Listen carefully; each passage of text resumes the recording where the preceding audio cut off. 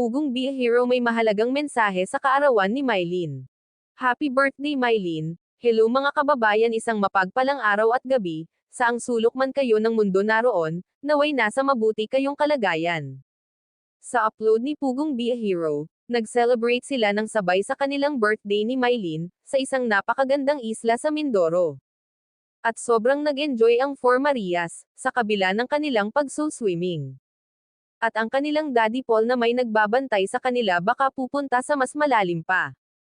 Ang gagaling din kasi ng apat na lumangoy kaya mas na-enjoy nila.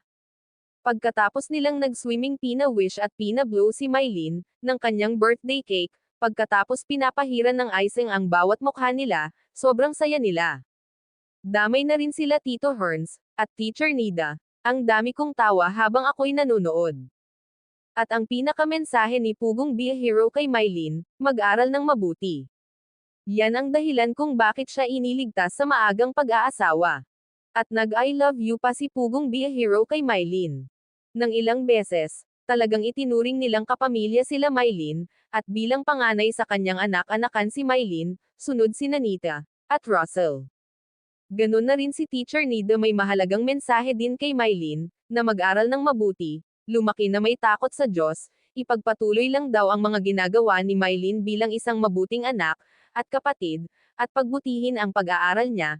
Ganun na rin si Tito Herns, may mensahe din kay Mylene, hangad na makatapos sa kanyang pag-aaral, para magkaroon ng maayos na kinabukasan, talagang maraming nagmamahal kay Mylene. Mylene, birthday ni Mylene, ngayon, get up! Ayan, dito po siya nag-birthday sa Gubat. Ayan.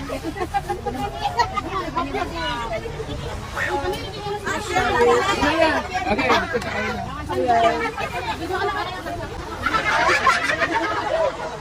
wish. Happy birthday, Mylene!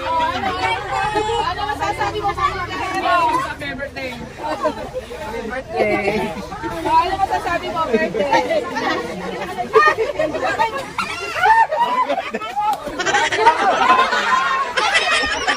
Ang wishes ko po kay Mylene ay maging, ipagpatuloy niya po yung pagiging mabuting bata, anak, pagiging masunurin.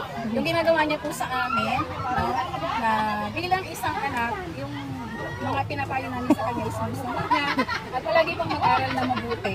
At kapag di nakakalimok sa Diyos, yun po, may takot sa Diyos.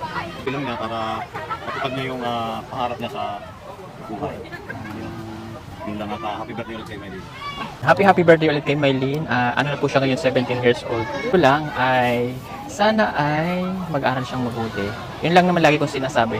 Wala nang iba. Yun lang pag-aaral kasi kaya natin siya na kinuha dun sa maagang pag-aasawa. Kasi yun yung goal. Mapanood ang full video sa YouTube channel ni Pugong Be a Hero, bisitahin natin ang kanyang channel, at please subscribe din po. Ganun na rin sa aking munting channel Elmas Vlog. Maraming salamat sa inyong suporta mga kababayan. God bless us.